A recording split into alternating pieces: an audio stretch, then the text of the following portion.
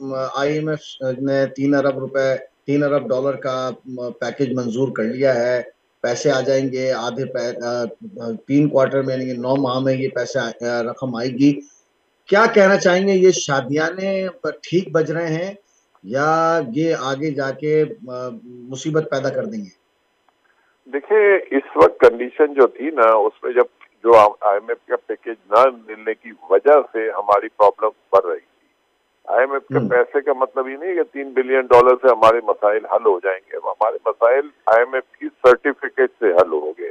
جب I am F آپ کی جو اکنامک کنڈیشن پہ اعتماد کا اظہار کرتا ہے تو باقی پھر کانفیڈنس بہتر ہو جاتا ہے. پھر آپ فرینڈلی کنٹری سے بھی پیسے ریز کر سکتے ہیں. World bank, Asian development bank, باقی اور کمٹمنٹ جو لوگوں نے آپ سے کی ہوئی ہے وہ پیسے انفلو آنا شروع ہو جائے گا. اور آپ نے دیکھا ہوگا کہ آئی ایم ایف کی کمٹمنٹ کے بعد $2 بلین سعودی عرب سے بھی انفلو آیا ہے، $1 بلین یو اے ای سے بھی آیا ہے، اور $1.2 بلین فوری طور پہ آئی ایم ایف سے بھی ملیں گے.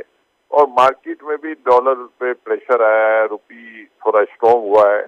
تو یہ کانفیڈنس کی بات ہوتی ہے. اور یہ پہلے لوگ شاید یہ پینک تھے کہ پاکستان ڈیفالٹ ہو جائے گا، لیکن اب جس طریقے سے انفلوز ہمارے بڑھ رہے ہیں، جس طریقے سے ہماری اکوٹی مارکیٹ بہتر ہو رہی ہے، جس طریقے سے ہمارے لوگوں کا کانفیڈنس، جیسے ٹیکسٹائل انڈسٹریلسٹ کا بھی کانفیڈنس لیول بہتر ہو رہا ہے، تو یہ ساری چیزوں کو دیکھتے ہوئے میں سمجھتا ہوں کہ آنے والے دن اب بہتر ہوں گے. اور دوسری بات بھی ذہن میں رکھنی چاہیے کہ پاکستان جن جن چیزوں کو امپورٹ کرتا تھا ان کے ابھی آپ دیکھیں کموڈیٹیز کی پرائس گری بہت ہے، تو اس کا بھی بینیفٹ ہمیں کافی ملے گا. تو میں سمجھتا ہوں کہ کافی 12-13 مہینے سے ہم دیکھ رہے تھے اکنامی شاید پرفارم نہیں کر رہی تھی، لیکن آنے والے دنوں میں اب آپ دیکھیں گے کہ بہتری آپ کو ہوتی ہوئی دکھے گی.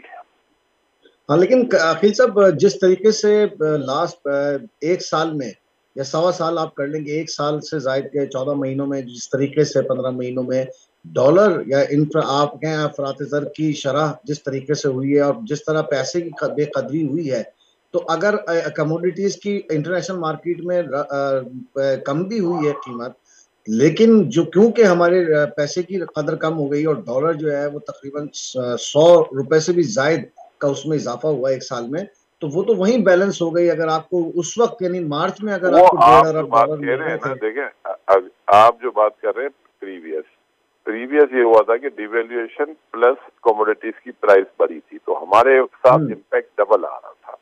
اب یہ ہے کہ ڈیویلیویشن کی وجہ سے جو ہمارا روپی میں ویکنس آئی ہے، اس میں سے ابھی کچھ ری ویلیو تو ہوا ہے روپی، لیکن اس طرح نہیں ہوا جتنا ڈی ویلیو ہوا ہے. لیکن دوسری طرف آپ کوموڈیٹیز کی پرائس جو بڑھی ہوئی تھی وہ کافی نیچے آ گئی ہے.